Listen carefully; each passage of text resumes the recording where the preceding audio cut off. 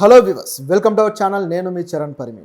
Mumbai heroine ఇష్యూలో YCP ఇప్పుడు కాస్త పరువు పోగొట్టుకునే పరిస్థితి ఎదుర్కొంటుంది. అయితే మీడియాలో వస్తున్న వార్తలు చూస్తే ఈ హీరోయిన్ది హనీ ట్రాపా లేకపోతే వైసీపీ ట్రాపా, ఏది జరిగింది అని చెప్పేసి ఇప్పుడైతే కొద్దిగా ఆసక్తికరమైన కాన్వర్జేషన్ సోషల్ మీడియాలో నడుస్తుంది. ఈ మధ్య ఈ రోజైతే విపరీతంగా దీనికి సంబంధించిన వార్తలు అయితే వస్తూ ఉన్నాయి.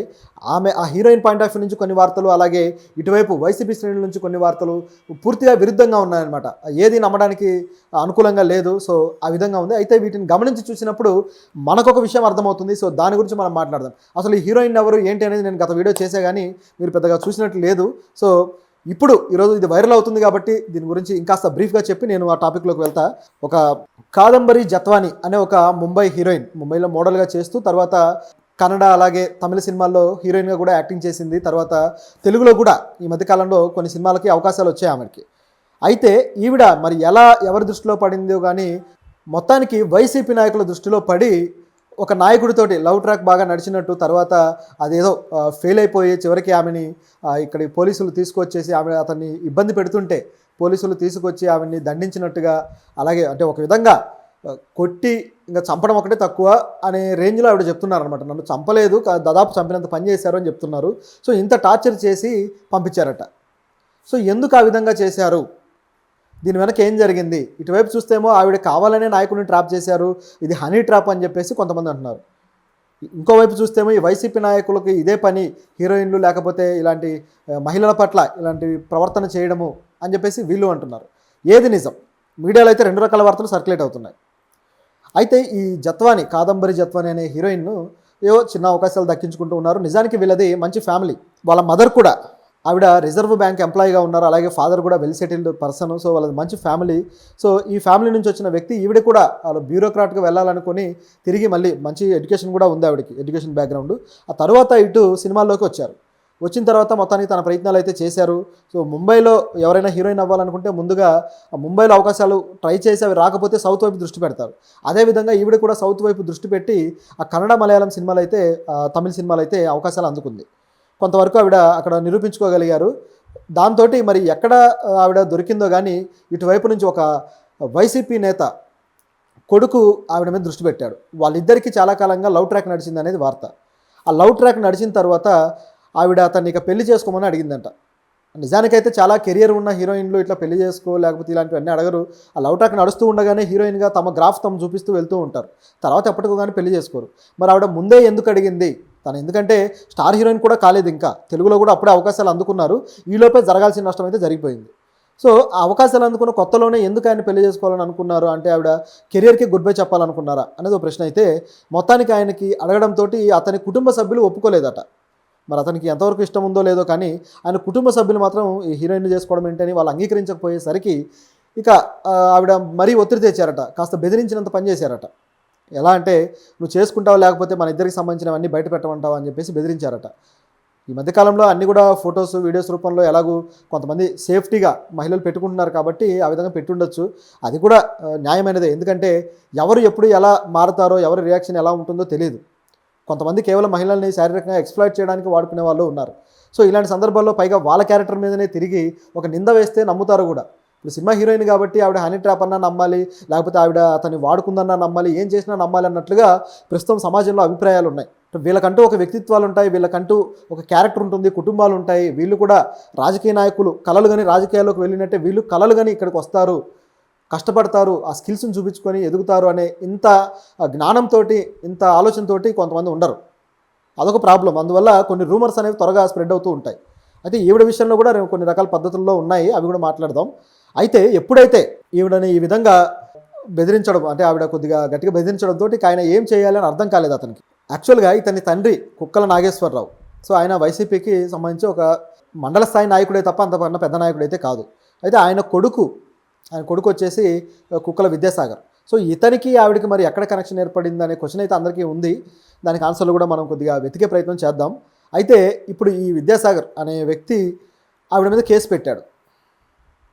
సో కేసు పెట్టడంతో ఇక ఆవిడ్ని ప్రత్యేకంగా టాస్క్ ఫోర్స్ పోలీసులను పెట్టి ఆవిడ ముంబై నుంచి తీసుకొని వచ్చారనమాట. తీసుకువచ్చి ఇక్కడ ఆవిడకి ఇక స్టేషన్లో పెట్టి, అంటే ఒక ఎస్పీ ఆధ్వర్యంలో జరిగింది ఇదంతా. స్టేషన్లో పెట్టి ఆవిడని కొట్టడము, ఆవిడని నానా రకాలుగా హింసించడము, ఇవన్నీ చేసి ఇక మర్యాదగా ఉండాలని చెప్పేసి ఆవిడని బెదిరించి పంపించారట. ఇది ఇక్కడ జరిగింది. అయితే ఇది అంత ఈజీగా జరగలేదు. దీంట్లో సజ్జల ఇరుక్కున్నాడు. సజ్జల పేరు బయటకు వచ్చింది. సో అందువల్ల ఇది ఇప్పుడు పెద్ద రాష్ట్ర స్థాయి న్యూస్ అయిందనమాట.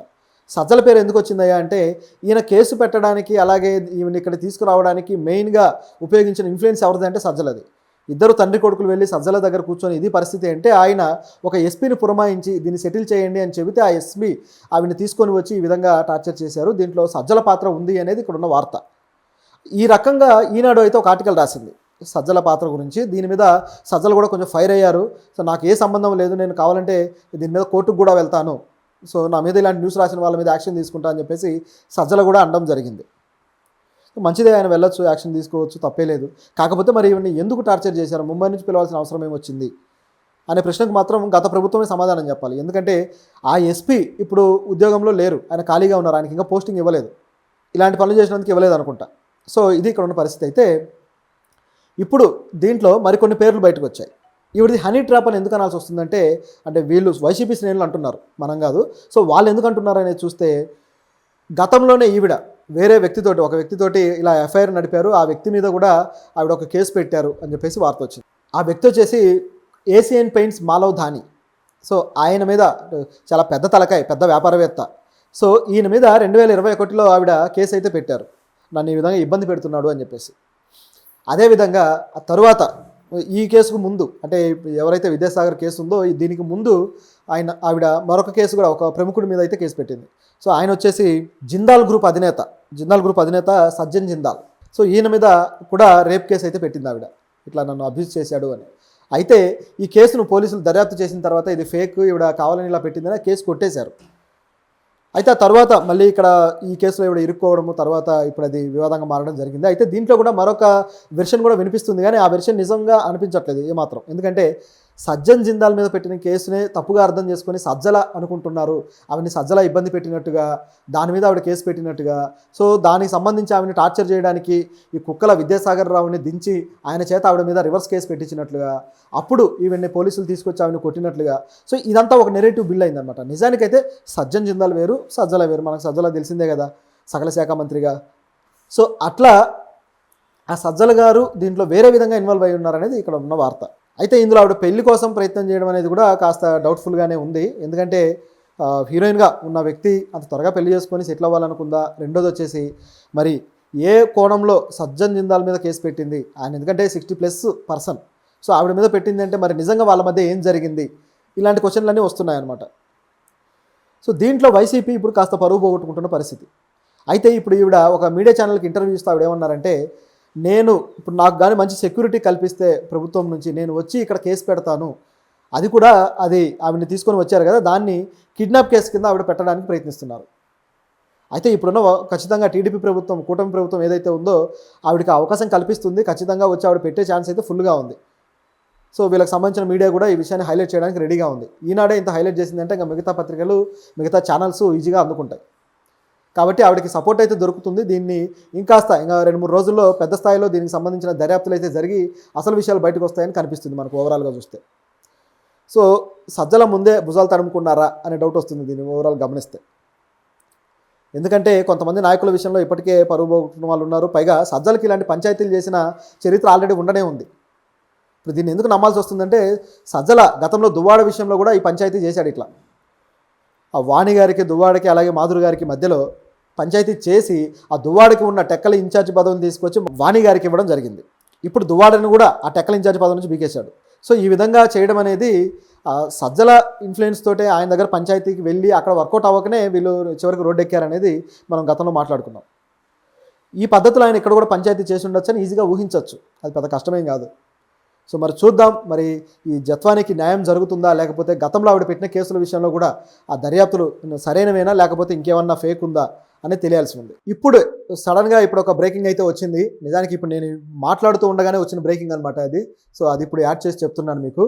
ఏంటంటే ఆంధ్రప్రదేశ్ ప్రభుత్వం ఈవిడ విషయంలో ఉన్నత స్థాయి దర్యాప్తు చేయడానికి పర్మిషన్ అయితే ఇచ్చేసింది. సో ఇప్పుడు పోలీసులకి ఆర్డర్స్ అయితే పాస్ చేసింది. ఆ ఆర్డర్స్ ప్రకారం పోలీసులు కూడా ఇప్పుడు ఆమె నుంచి కేసు అయితే తీసుకోబోతున్నారు.